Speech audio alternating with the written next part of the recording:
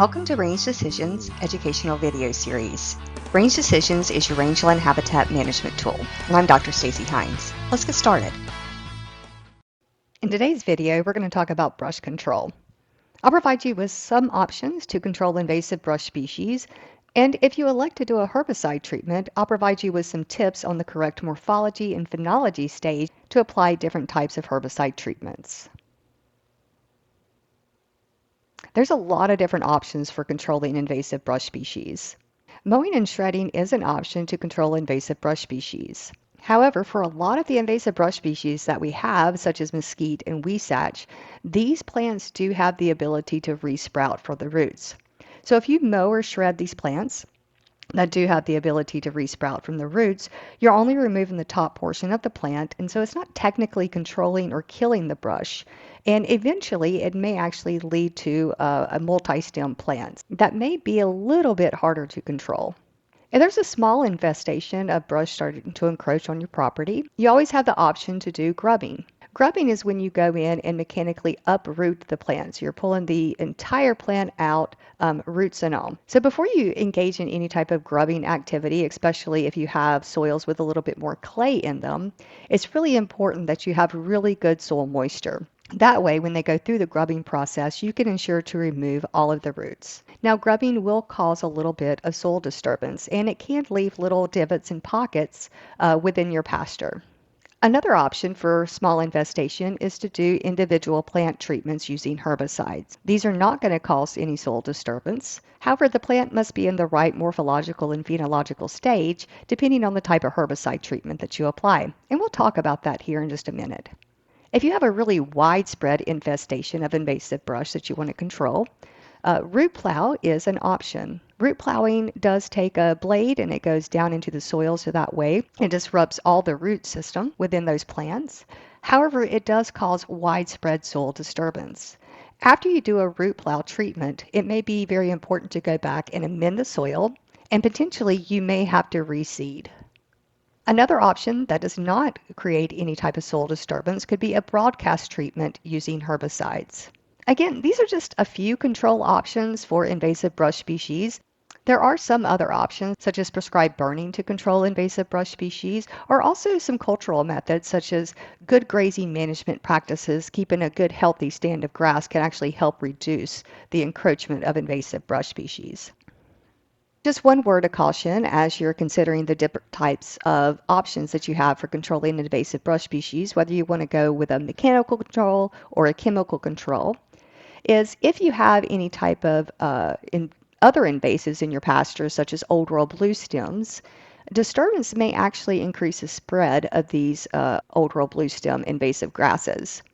So if you have those in the pasture, maybe a mechanical treatment or prescribed fire may not be your best option to control your invasive brush species, because these types of control options may actually increase the spread of old world blue stems. For the rest of this video, we're going to focus on chemical treatments and provide you with some tips about choosing the best chemical treatment depending on the morphology and phenology of the plants that you're trying to control. With chemical treatments, it does offer a lot of flexibility. There are different methods for different plant types, and you can actually apply these at different times of the year.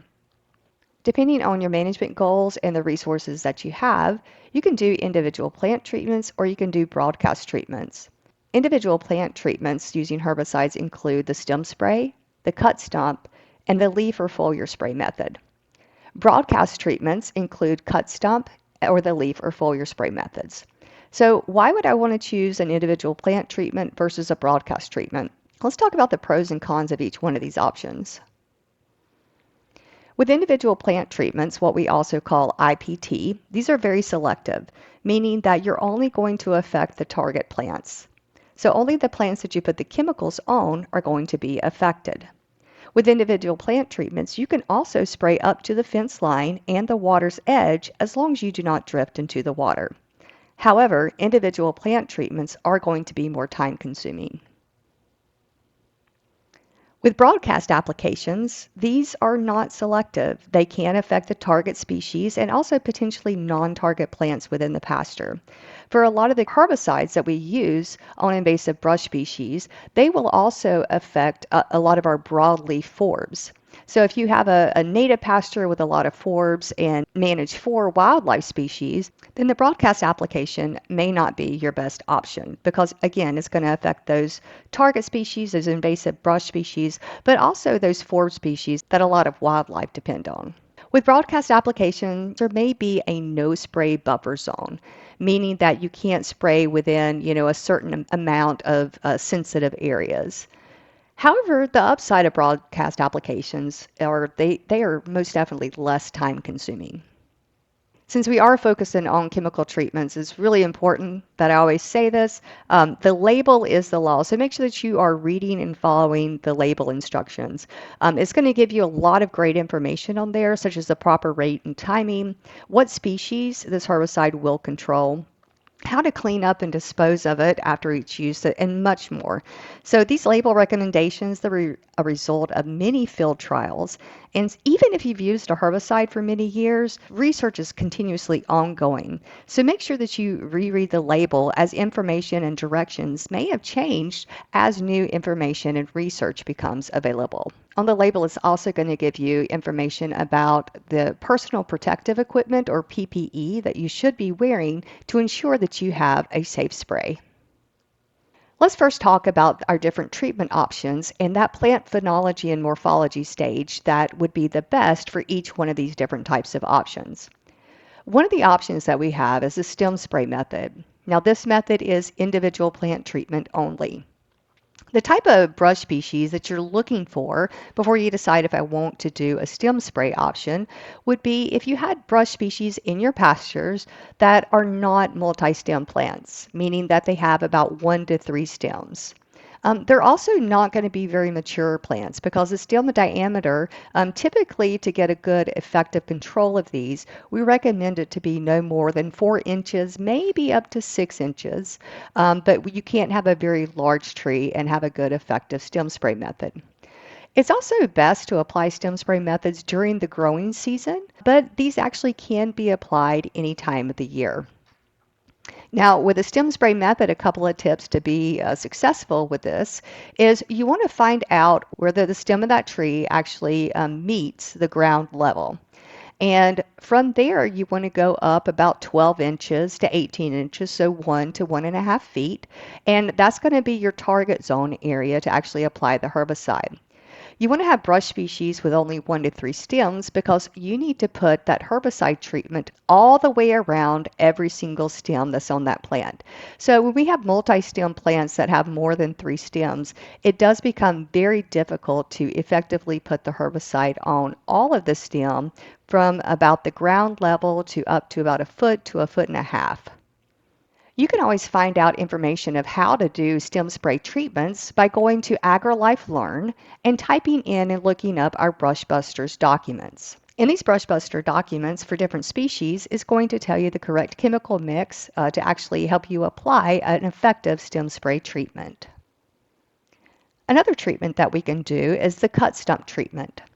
The cut stump treatment can be done as an individual plant treatment, or if you have a boom attached to a mower or a shredder, you can actually do a broadcast treatment. Cut stump treatments offer a lot of flexibility. You can do these in the wintertime, or actually any time of the year. This can be done with young or mature brush because there's no limit on the stem diameter. However, these cut stump treatments are best conducted when you have plants, invasive brush species that have a single stem or very few stems. If it is a multi-stem plant, you must spray every single stem. Now, another upside of using a cut stump treatment is you don't have to look at the brush skeleton. To be successful with cut stump treatments, you want to make sure that you cut that stump pretty close to the ground level. And what I typically tell people to do is envision that you have this cut stump on the ground and that you could go out there with your riding lawnmower and with your blades down and you could ride over the stump without hurting the blades on your mower. So we want to get it pretty close to the ground level, but not below the ground level. As soon as we've cut into that stem, the bark of a tree is sort of like our skin. It actually helps to protect it. And as soon as we get a cut, our body tries to heal ourselves, and that's the same thing with these plant species. We're using a lower amount of chemical to do a cut stump treatment because we've already cut into the skin or the stem of these plants. Once we cut into them, the plant is going to try to start healing itself. So it's really important to have effective control of these. Is really close after you have cut this to make sure that you're putting the herbicide on that cut surface and all the way around the edge of the little bit of the stump that's left above the ground. If you have your phones handy, you can scan this QR code to go to our AgriLife Learn website. You can pull up the publication, How to Avoid Lumps When Treating Cut Stumps, and this is going to tell you how to do a cut stump treatment for individual plant treatment or as a broadcast treatment. If you don't have your phone handy, just pull up your favorite internet browser and type in AgriLife Learn in the search engine. Then once you navigate to the AgriLife Learn's webpage, in the search box at the top of the AgriLife Learn webpage, you can type in how to avoid lumps, and it'll provide you with a link where you can actually download this publication for free. Now, the last type of application method for putting a herbicide on a plant is going to be the leaf or foliar spray method. This can be done as an individual plant treatment, or it can be completed for a broadcast treatment. Now, this is a method that is really probably the best choice if you have those multi-stem plants. Let's say that you've gone through and you've mowed that pasture and the plants have come back multi-stemmed. For this, if you have those multi-stem plants and a really good mature root system underneath, you want to make sure that your brush is at least 3 feet tall and doing individual plant treatments no more than about 6 feet tall. Broadcast applications, they can be a little bit more mature, but as you get more mature trees, they may be a little bit more difficult to control. With the leaf or foliar spray, even though this is great for those multi-stem plants, it has to be done at a certain time of the year. So with our cut stump treatments or stem spray treatments, we can do those pretty much any time of the year. But the leaves have to be in a particular stage in order for us to have an effective control. So these treatments have to be timely. And this is going to be during the growing season. And what you need to look for on the plant is mature dark green leaves. You can't see any new growth. That means that, for a lot of the species, a new growth is depicted by smaller leaves that are coming out. They're a nice bright green color, like a lime green color. That's typically new growth of leaves of most of the invasive brush species we have down here. You also don't want that plant to be flowering, and you do not want it to be producing seeds and those seeds actually elongating. Now, the reason for this is what you see above ground, those stems and leaves, those flowers and those beans, that's really just the food and the baby making factory of that plant. The life and the heart of the plant is below ground in the root system. That's where it's storing its food. That's where it's breathing in and out just like you and I do. And so when we put a herbicide on the leaf of the plant, we need that plant to work for us and take that herbicide down into the roots where it's actually going to work to control the plant. Now, when we have those nice mature green leaves, if you guys remember photosynthesis, that means that that sunlight energy is inside of those leaves is being converted into chemical energy. And then it's taken that food energy that is just made and it's storing it down into the roots. So if we have those nice mature green leaves, it's also going to take the herbicide that you put on the leaves of that plant down into the root system with the food. Now, when we have that new growth, when the plant is flowering, when we have bean elongation, that means that energy is going from the roots up, and that plant is not going to work for you. So let's take a look at an example just to see how important it is to make sure that we control the plants where they live in the root system. This is a good illustration of why when we put a systemic herbicide on the leaf of a plant, we want to make sure that those leaves are in really good condition. With a lot of our perennial brush species, such as our mesquite and our huisache, these are native species down here in South Texas, but yet they can have invasive properties. These mesquite and these huisache trees, they actually live in the roots. And what I have here with me today is a root of a huisache. And so this huisache was actually grubbed. And so where my hands are, where this was, at the ground level, and you can see that these perennial trees have very well established root systems. We to cut off a lot of these lateral roots, just so that way I could actually store this. There's a lot of mass in the roots, and this is where the plant is actually living. This is where it's storing all of its food. This is where it's breathing out like you and I do. And this is where the herbicide needs to get to control the plant. So as you can see from that weesage root, they can be pretty extensive. So that's why it's really important to go and put your eyes on the trees before you do any type of leaf or foliar spray, whether this is individual plant treatment, whether you're doing an aerial broadcast treatment or a ground broadcast treatment, just to make sure that it does have a good healthy stand of those nice mature green leaves. If you have a well-established root system, you want to make sure that you have a really good canopy of leaves, so not a lot of insect damage. You don't want to see any type of weather damage such as from hailstorms. You want a really good canopy of mature green leaves, so that way you have enough chemical that's being put on the leaves and being taken down into the roots where it's going to control those. If you want to learn more about the actual chemical treatments that you can use for each of these species, when we need to apply it, depending on the type of invasive brush you're trying to control, you can get your phone out and scan this QR code. This will take you to ERM 1466. This is our chemical weed and brush control reference guide for rangelands. We provided information based on research for more than 70 individual brush species and more than 40 weed species that you can actually control with different types of chemical treatments.